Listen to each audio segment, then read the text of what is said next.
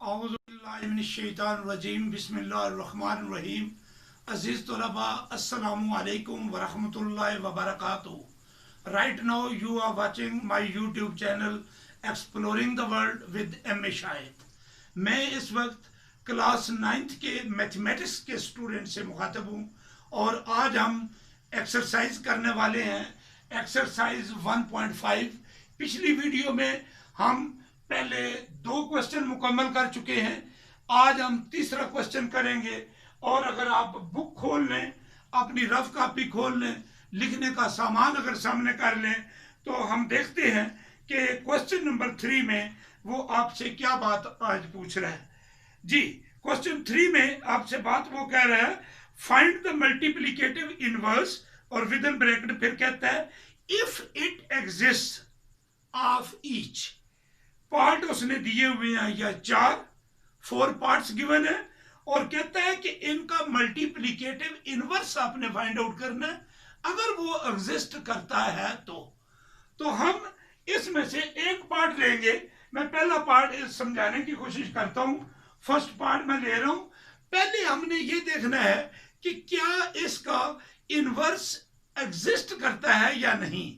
Multiplicative inverse find out करना है। Exist करता है या नहीं, एग्जिस्ट करता है तो फिर हम उसको फाइंड आउट कर देंगे। तो मैं ये ए उसने मैट्रिक्स दिया हुआ है। I have written here as it is A is equal to -1 3 2 and 0। This is in fact first part of question 3। और ए इनवर्स जो है इसको मैथमेटिकली जो है इस तरह हम लिखते हैं A inverse is equal to question mark. तो I have put here in mathematical form कि ए इनवर्स उसने कहा है कि फाइंड आउट करो, तो मैंने लिख दिया A inverse is equal to question mark. So first of all what we have to do, हम इसका डिटर्मिनेंट फाइंड आउट करेंगे। ये डिटर्मिनेंट इनवर्स फाइंड आउट करने में भी इस्तेमाल होगा, लेकिन उसका जो वो पहला हमसे क्वेश्चन है उसका भी आंसर इसी के अंदर है कि एग्जिस्ट करता है या नहीं। आगे चलकर मैं आपको बताऊंगा कि किस तरीके से एग्जिस्ट करता है या नहीं करता है ए इनवर्स। तो वो इसी डिटर्मिनेंट से पता चलेगा। A determinant is equal to, I have put it into this, just I have replace the square bracket into slashes. Absolute value में इसको कन्वर्ट कर दिया।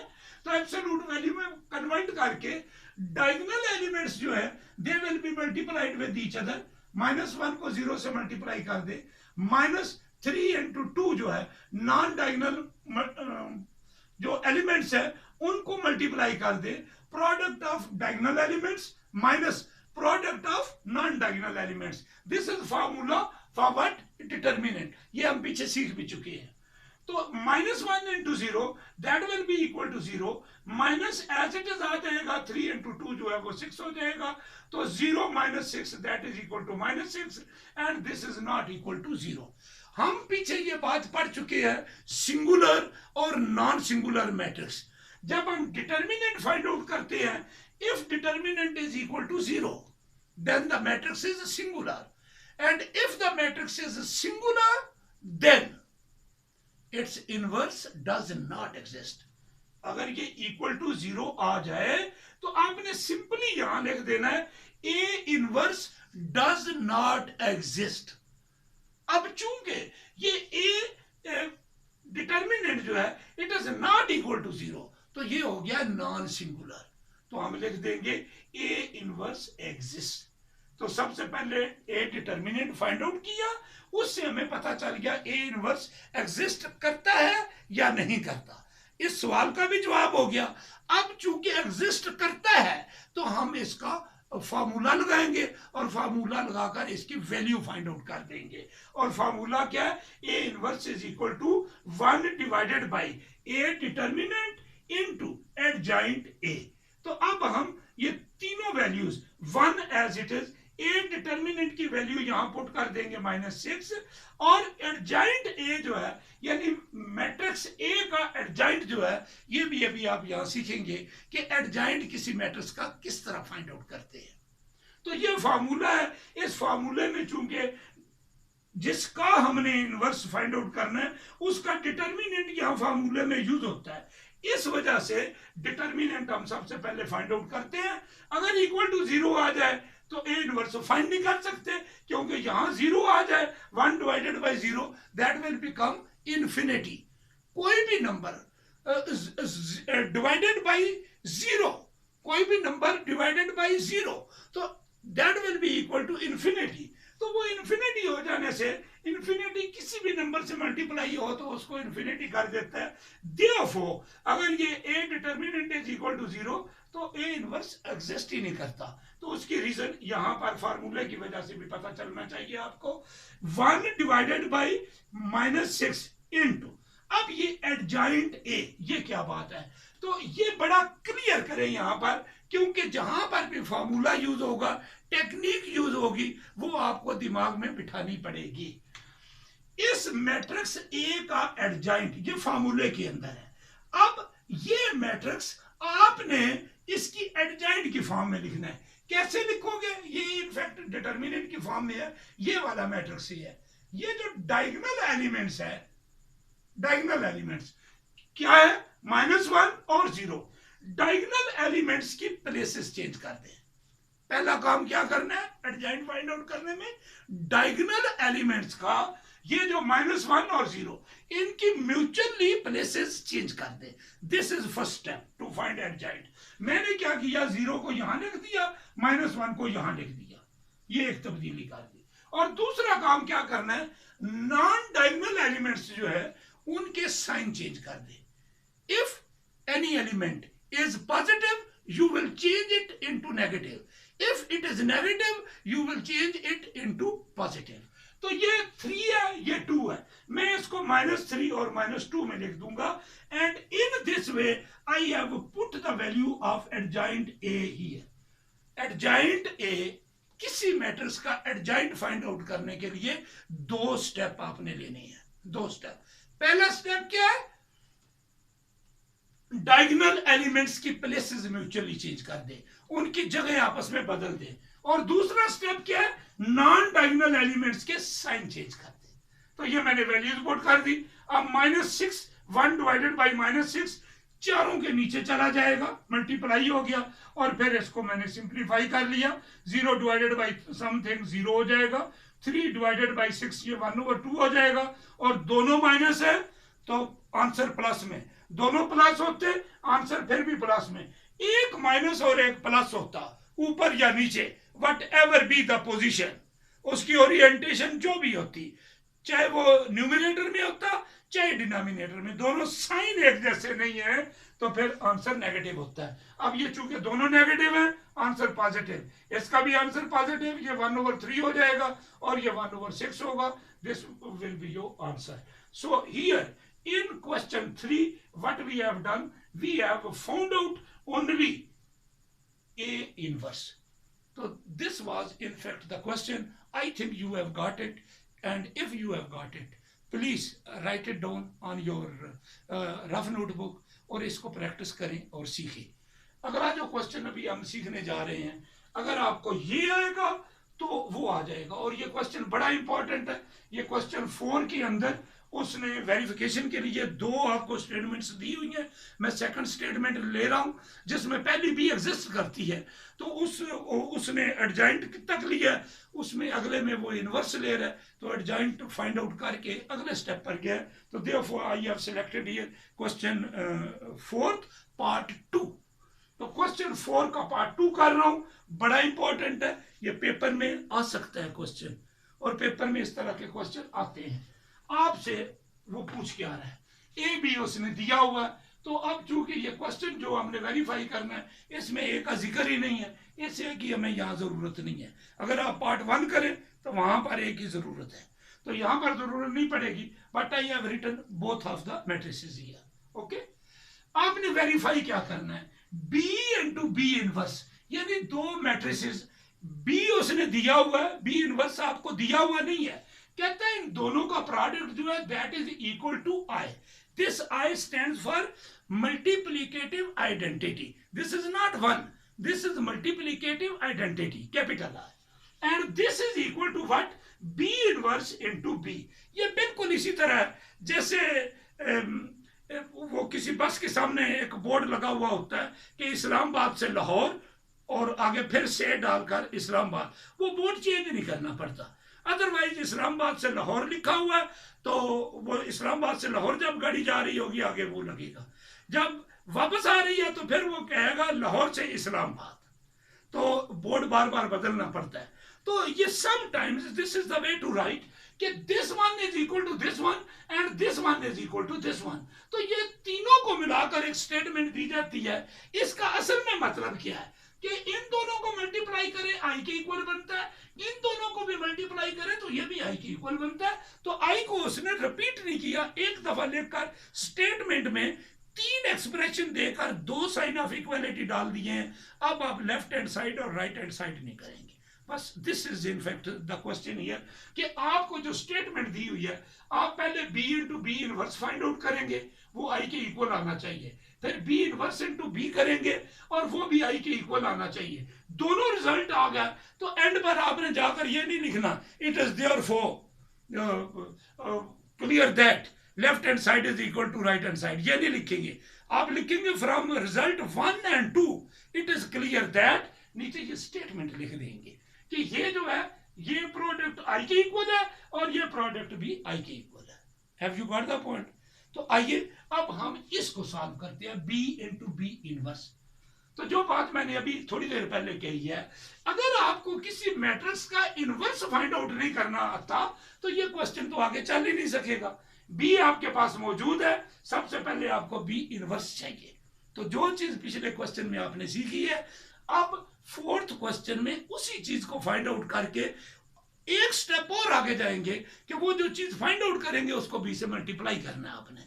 तो सो इन मैथमेटिक्स हम ग्रेजुअली एक कंसेप्ट सीखते हैं, फिर उसको अगले में यूज करते हैं, फिर उन दोनों को अगले में यूज करते हैं, फिर उन तीनों को अगले में यूज, और यूं एक एक्सरसाइज में 2-3 टेक्निक्स यूज होकर एंड पर जाकर पूरी की पूरी चीज जो है वो आपको आ चुकी होती है।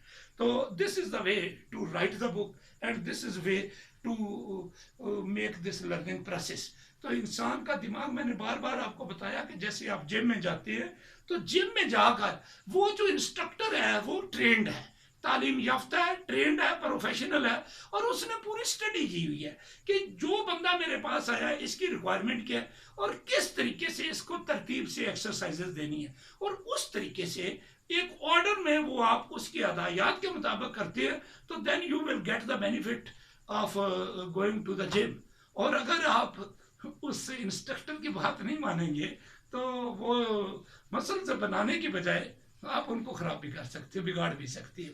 तो therefore just like that I am here standing as a professional mathematics teacher, so what I am just telling you कि एक टेक्निक सीखे, उस टेक्निक को फिर आगे यूज करें, फिर उसको आगे यूज करें, और इस ऑर्डर में जाना जो है ये बड़ा जरूरी है। क्वेश्चन 3 आएगा तो क्वेश्चन 4 आएगा, और क्वेश्चन 3 भी तब आएगा 1 और 2 आएगा। तो दैट इज वेरी सिंपल। तो take my point very clearly कि what I want to say कि तरतीब से चले, कभी भी कोई चीज़ मुश्किल नहीं रहती, और दरमियान में पढ़ेंगे तो वो फिर ना पिछली आएगी चीज़ ना अगली आएगी। तरतीब से चलेंगे तो मुश्किल से मुश्किल चीज़ें आना शुरू हो जाएंगी। जी, बी इंटू बी इनवर्स, मैं बी इनवर्स बिल्कुल सेम ये स्टेप रिपीट करते हुए चलूंगा, लेकिन एंड पर जाकर आपको एक बात बताना चाहूंगा जो यहाँ मैं नहीं करूंगा और वहां मैंने की है। बी इनवर्स फाइंड आउट करने के लिए बी का डिटर्मिनेंट, और वो क्या करेंगे, डायगोनल एलिमेंट्स का product minus non diagonal elements का प्रोडक्ट। 3 इंटू -2 माइनस, ये माइनस फार्मूले का है, ये याद रखना है, ये माइनस फार्मूले का है कि इन दोनों का प्रोडक्ट माइनस फिर इन दोनों का प्रोडक्ट, ये इनके अपने साइन है, -1 और 2 इनके अपने साइन है, इन दोनों का प्रोडक्ट -6, इन दोनों का प्रोडक्ट जो है -2, और इस माइनस की वजह से वो +2 हो जाएगा। -6 + 2 that will be equal to -4, and -4 is not equal to 0, so B inverse exist. वहां पर भी हमने ये बात यहां पर भी लिखेंगे, क्योंकि ये वेरिफिकेशन यहाँ तो हर सूरत एग्जिस्ट करता है, लेकिन ये एग्जिस्ट करता है, यहाँ बताएंगे एग्जिस्ट करता है। After it you will find the B inverse. तो मैंने लिख दिया बी इनवर्स एग्जिस्ट, फिर B inverse is equal to 1 divided by B determinant into adjoint B, 1 divided by -4 हो जाएगा, बी डिटर्मिनेंट की वैल्यू पुट कर दी और फिर एडजॉइंट बी की वैल्यू यहां पुट की, 2 स्टेप्स फॉलो करते हुए। कौन से 2 step? Again I am repeating, B के डायगोनल एलिमेंट्स की प्लेस से चेंज कर दे, -2 यहां और 3 यहां, मैंने कर दिया। नॉन डायगोनल एलिमेंट्स इनके साइन चेंज कर दे। Are you getting the point? -1 +1 हो जाएगा, 2 -2 हो जाएगा। मैंने +1 साथ नहीं लिखा, 1 लिखने का मतलब है जब साइन साथ नहीं होता तो that is always positive. Clear? तो मैंने वैल्यू पुट कर दी इसकी। अब यहां पर वो जो मैं बात कह रहा था, यहां आपने इनवर्स फाइंड आउट करना था, आपने अंदर मल्टीप्लाई कर दिया, मल्टीप्लाई करके सिंपलेस्ट फॉर्म में ले जाकर यहां तक आपने आंसर कर दिया। लेकिन जब आपने किसी मैट्रिक्स के इनवर्स को आगे कहीं मल्टीप्लिकेशन करनी हो तो फिर ये फ्रैक्शन अंदर मल्टीप्लाई ना करें, इसको यहीं पर छोड़ दें, आगे फिर मल्टीप्लिकेटिव फॉर्म में अगले क्वेश्चन के अगले पार्ट पर चले जाए। क्योंकि उसकी वजह क्या है, मैं अभी यहां वैल्यूज पुट करके आपको बताता हूं कि क्यों हम इस -1/4 को या 1 डिवाइडेड बाई -4 को अंदर मल्टीप्लाई नहीं कर रहे। मैंने ये लिखा b इंटू बी इनवर्स, जो हमने फाइंड आउट करना था, b की वैल्यू मैंने एज इट इज यहां से लिख दी और b इनवर्स की वैल्यू ये वाली यहां लगा दी, 1 डिवाइडेड बाई -4 इंटू ये वाला हिस्सा। अब आप मुझे ये बात बताएं कि अगर इस नंबर को मैं बाहर निकाल कर इन दोनों मैट्रिसेस को मल्टीप्लाई कर लूं, ये आसान बात है, या अंदर इसको मल्टीप्लाई करके इन चारों नंबरों को जो होल नंबर्स है, चारों नंबर्स जो होल नंबर्स है, इनको मैं फ्रैक्शन में कन्वर्ट कर दूं, फिर मल्टीप्लिकेशन आसान है या होल नंबर में? I think your answer will be whole numbers, क्योंकि होल नंबर्स की मल्टीप्लिकेशन आसान होती है। फ्रैक्शंस में मैंने अभी इसको फ्रैक्शंस होने से बचाया है और ये मैं -1/4 बाहर ले आया हूं, ये मैट्रिक्स एज इट इज लिखा, ये एज इट इज लिखा, इनको मल्टीप्लाई कर दिया, -1/4 जो है एज इट इज मैं साथ लेकर जाता जा रहा हूं, एंड पर जाकर जब अंदर सिंपलेस्ट फॉर्म में हो जाएगा इसको अंदर मल्टीप्लाई कर दूंगा। समझ रहे हैं ना मेरी बात? तो मैं as a teacher having some experience and experience of around about 30 years, I am teaching the subject for previous 30 years, 1990 to till today जी। तो मेरे तजर्बे से जो मुझे बात समझ आई है कि बच्चे को इस मुश्किल में ना डाला जाए, अंदर आप ये मल्टीप्लाई ना करें, उसको सिंपलेस्ट फॉर्म में रहने दें, मल्टीप्लाई करके अब ये 3 इससे मल्टीप्लाई होगा, -6 -1 -2 से 2, ये मैंने लिख दिया। फिर इसको इससे मल्टीप्लाई करें, ये 3 into 1 और ये -1 into ये 3 -3 हो जाएगा। फिर नीचे वाली रो पर आ जाए, 2 into -2 4 और -2 into -2 + 4। फिर इसको अगले कॉलम से मल्टीप्लाई करें, 2 into 1 2 एंड -2 into 3 -6। तो मैंने मल्टीप्लाई भी यहाँ ब्रैकेट्स डालकर, जो हम पीछे मल्टीप्लाई उस तरह नहीं किया, मैंने डायरेक्ट मल्टीप्लाई करके साथ प्लस दरमियान में प्लस माइनस के साइन डाल दिए, क्योंकि अब यहाँ हम मल्टीप्लिकेशन सीख नहीं रहे, हम मल्टीप्लिकेशन को यूज कर रहे हैं। तो ये जो यूज ऑफ द मल्टीप्लिकेशन है उसमें आप डिटेल्ड स्टेप को स्किप कर सकते हैं। Okay, so 1 divided by -4 as it is, ये दोनों जो है मिलकर -4 हो जाएगा, ये दोनों मिलकर 0 हो जाएगा, ये दोनों मिलकर भी 0 हो जाएगा, और ये 2 - 6 मिलकर -4 हो जाएगा। अब ये अंदर सिंपलेस्ट फॉर्म में है। अब इस बाहर वाले नंबर को अंदर मल्टीप्लाई कर देने से कोई प्रॉब्लम नहीं होगा। This is the reason I have not multiplied this 1 divided by -4 with these all of the 6 elements at this step। यहां मल्टीप्लाई इस वजह से नहीं किया, एंड पर जाकर करेंगे तो वो चूंकि आंसर बन जाना है, फर्दर जो है वहां कॉम्प्लिकेशन नहीं रह जाएगी। यहां मल्टीप्लाई कर देता तो ये मल्टीप्लिकेशन फर्दर जो है बहुत डिफिकल्ट हो जानी थी। तो this is the reason I have just skipped some difficulty जी।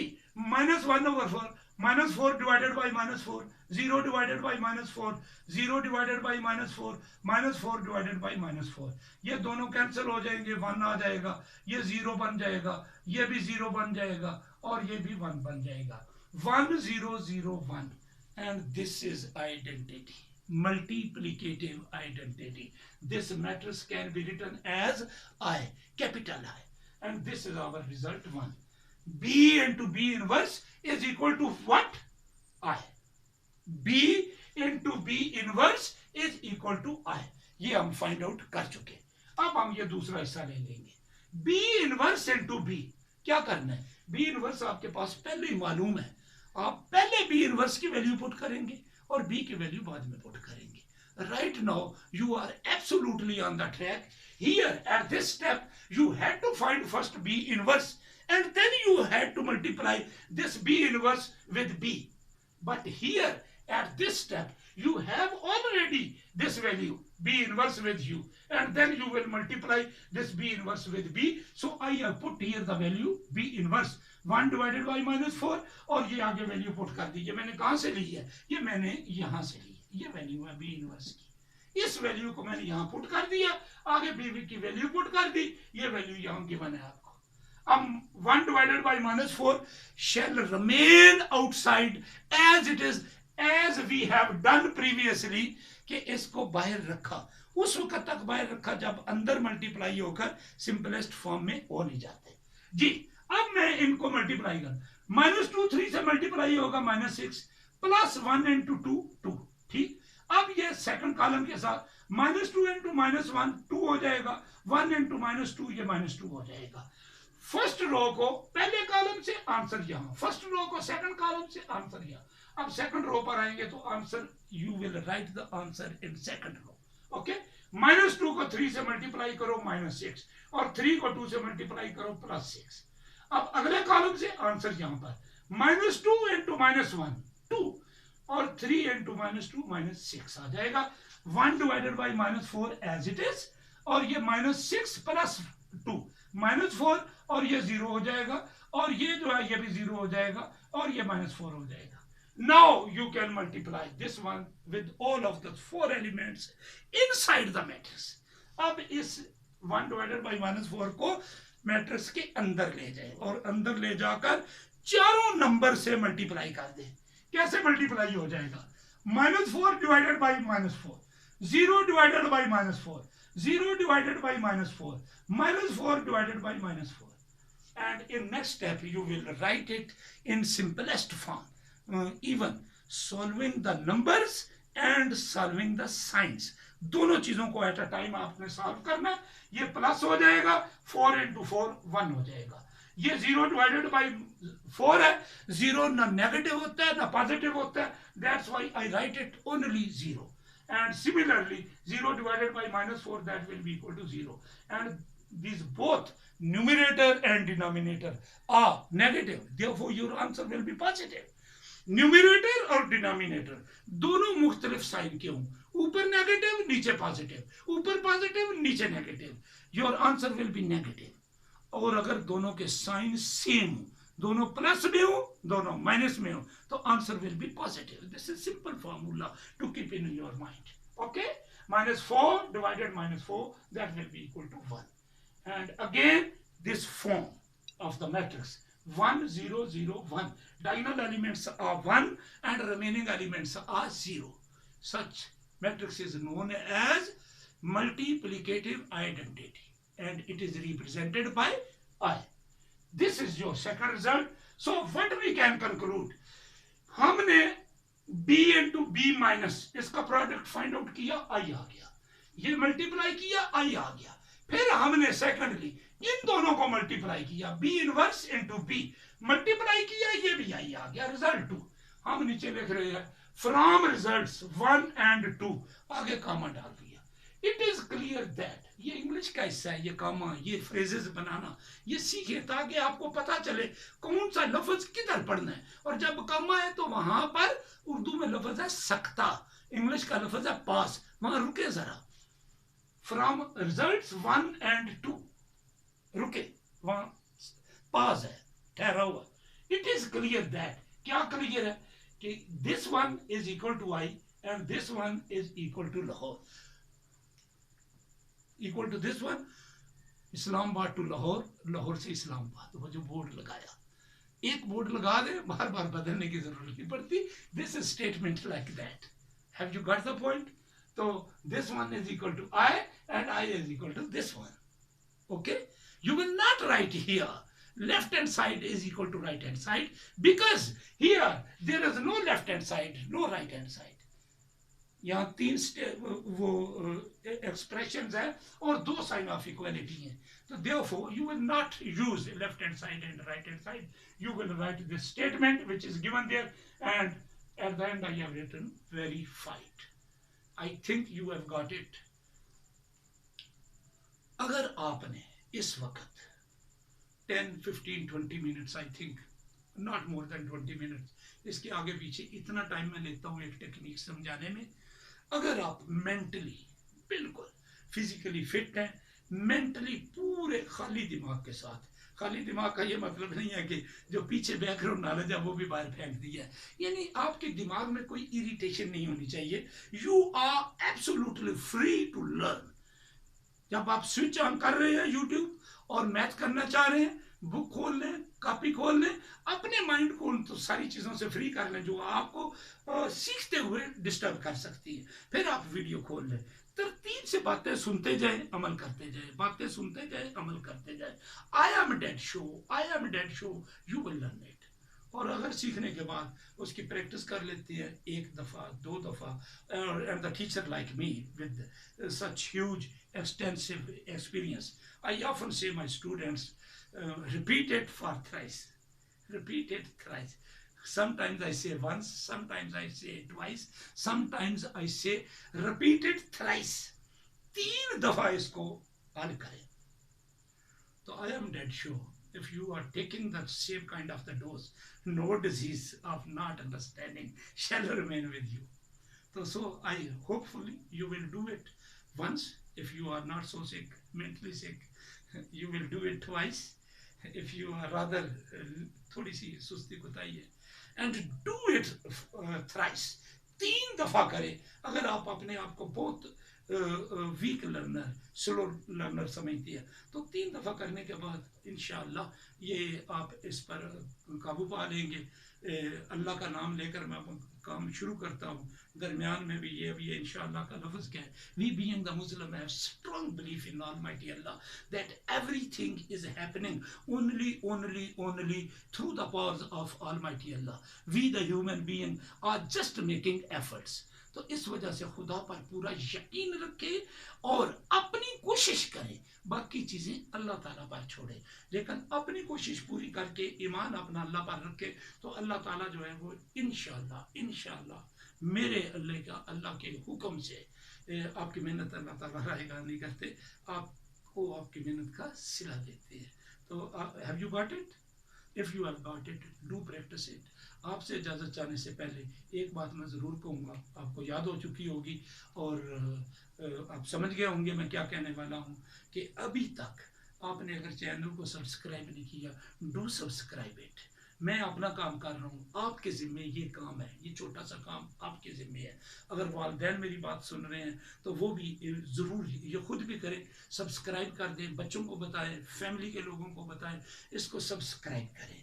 तो सब्सक्राइब करने से फिर वो जो बेल आइकॉन है उसको प्रेस कर दें, ताकि जब भी मैं कोई भी फ्रेश वीडियो लोड करता हूँ तो वो उसका नोटिफिकेशन आप तक जाएगा. कोई चीज़ आपको ढूंढनी नहीं पड़ेगी, कोई चीज़ आपसे मिस नहीं होगी.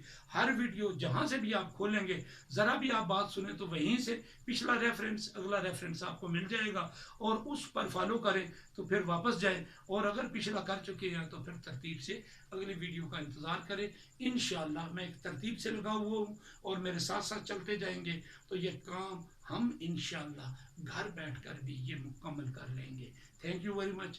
अपना ख्याल रखें, अपने घर वालों का ख्याल रखें और अपनी कीमती तरीन जान, लाइफ, जो दुनिया की सारी चीज़ों से कीमती तरीन है आपके पास, इसकी ज़रूर हिफाजत करें, क्योंकि जान है तो जहान है. बाकी काम तब अहम है अगर आपकी जान मौजूद है. तो लाइफ अपनी की केयर करें, इसकी ज़रूर हिफाजत करें. गवर्नमेंट ऑफ पाकिस्तान मीडिया पर पूरी तरह हर लेवल पर हदायत दे रही है। अपनी जो उसकी सरकारी एजेंसियां उनके ज़रिए उन SOPs के ऊपर अमल दरामद की कोशिश करा रही हैं, लेकिन हमारी जान की हिफाजत के लिए। तो खुदा अपने आप पर खुद रहम करें। अगर आपको बात समझ आ गई है तो खुद भी एहतियात करें, अपने इर्द गिर्द जो लोग हैं उनको भी इस एहतियात की तरफ राग़िब करें। मैं as a teacher, as a father, as a husband अपना रोल हर लेवल पर प्ले कर रहा हूँ। आप भी जिस जिस लेवल पर है आप अपना रोल प्ले करें, क्योंकि ये जंग जो है और ज़िंदगी बचाने की जंग ये जायज़ है। मज़हब हमें इसकी इजाज़त देता है कि अपनी ज़िंदगी बचाएं, इसमें कोई बुरी बात नहीं है। ज़िंदगी अपनी बचाने की तदबीर और तकदीर पूरी उसको मेहनत से सरगर्मे अमल करना चाहिए, क्योंकि जब आप तदबीर करते हैं और अच्छे इरादे से करते हैं और पूरी नीति के साथ करते हैं तो अल्लाह ताला आपकी तकदीर भी बदल देते हैं। तो थैंक यू वेरी मच। इसी के साथ आपसे इजाज़त चाहूँगा। अपना ख्याल रखें, अपने घर वालों का ख्याल रखें और अपनी जान का ख्याल रखें, अपने लिए और अपने चाहने वालों के लिए। अस्सलामु अलैकुम वरहमतुल्लाहि वबरकातुहू।